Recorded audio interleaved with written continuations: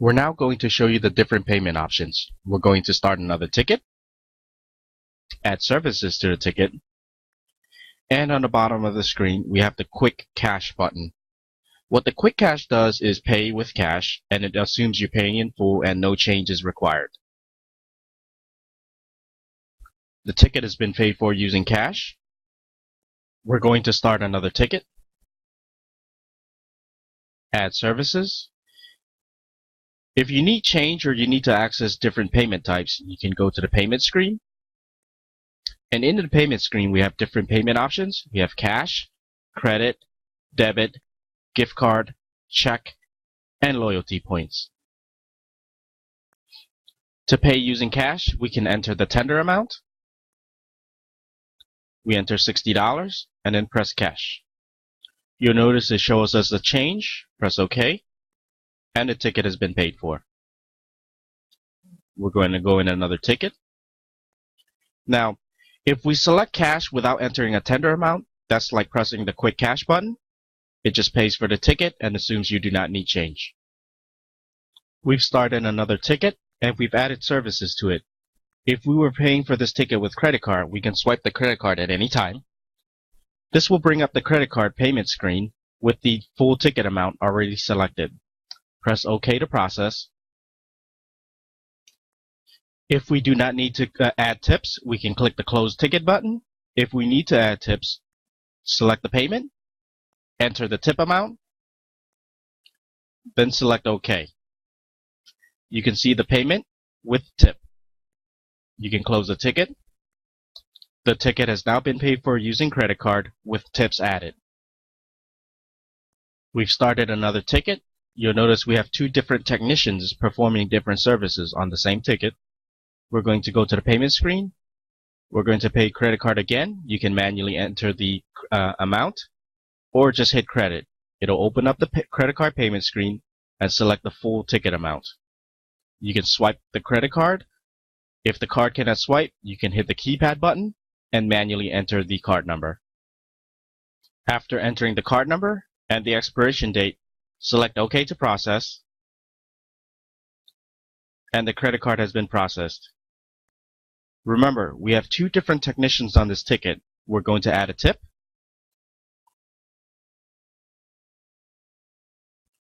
We added the tip. We're going to select OK. And now when we close our ticket, it'll ask us to split the tips since we have two different technicians on the service. There's different ways we can split the tip by a percent. So whoever service is higher will get a higher percentage. Equal split.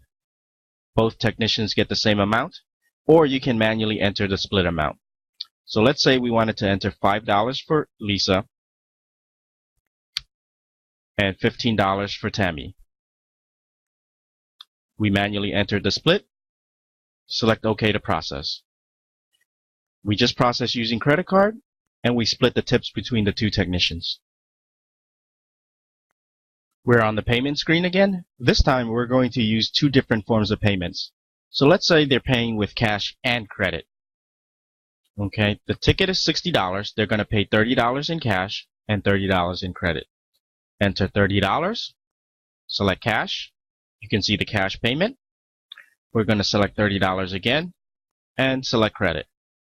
Swipe the credit card again. Now before we process this credit card, there's a force payment button. What this does is save the credit card data and doesn't actually process. This is used when your internet is down and you can't actually process. What you can do is swipe the card, save the transaction data, and then try to process when your internet comes back up. The risk is, the card might come back declined or do not honor. So that's the risk the merchant takes. By default, we recommend not using it and turning this access off on all employee profiles. So we're going to process the credit card right now. And you can see the Visa payment. Go to the tip screen. Now, before we enter tip, there's some other functions here. We can actually void this credit card payment. We can print another copy of the credit card slip, in case the printer jams or something.